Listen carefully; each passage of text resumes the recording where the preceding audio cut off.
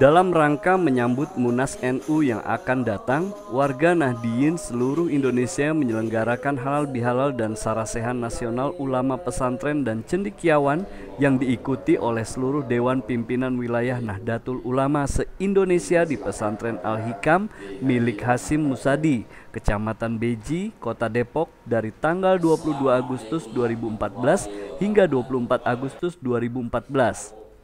Hadir dalam acara tersebut Presiden terpilih Joko Widodo, Panglima TNI Jenderal TNI Muldoko, Letjen Purnawirawan Saiful Sulun dan Profesor Jimli Asidiki.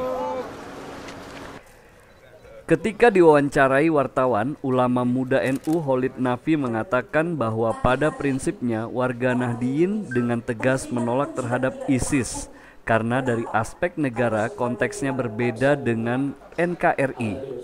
Bagi ISIS adalah suatu kondisi di mana mereka sedang mengalami konflik, sedangkan kita aman-aman saja. Oleh karena itu, dari aspek teologis, kajian keagamaan, dan aspek ketatanegaraan, serta aspek sosiologis sangat berbeda dengan NKRI.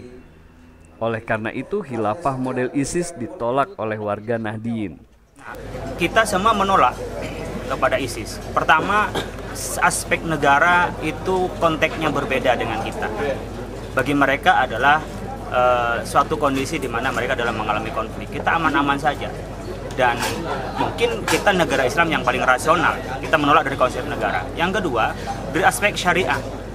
Di dalam aspek syariah tidak ada di dalam Islam itu memaksakan keyakinan, memaksakan untuk tunduk untuk beragama. Tidak ada pemaksaan itu.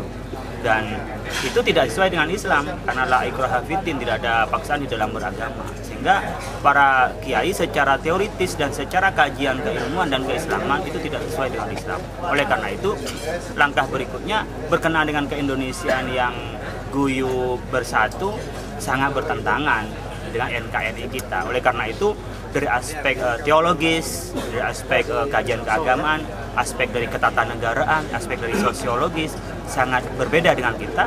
Mereka sepakat bahwa model khilafah ISIS itu ditolak oleh warga Nahdliyin.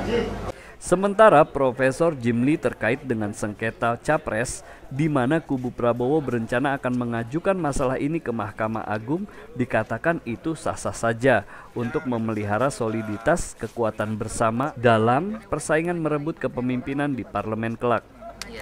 Ya tidak apa-apa, jadi kita juga jangan terlalu melihat masalahnya teknis.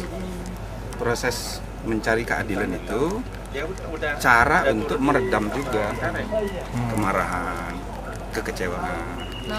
Jadi tidak apa-apa. Di mereka udah tahu bahwa ke Mahkamah Agung itu tidak bisa. Kan sudah final di MK. Tapi ini kan sekedar untuk menyalurkan emosi dan yang kedua menjaga soliditas. Gitu loh. Jadi begitu supaya nanti dalam persaingan merebut kepemimpinan DPR itu solid. Nah, begitu. Sementara Jokowi mengatakan subsidi minyak itu besar sekali.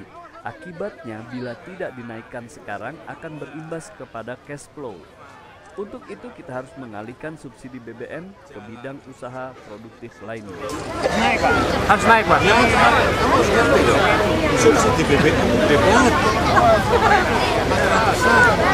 Ada. Subsidi 433 yang untuk tahun depan.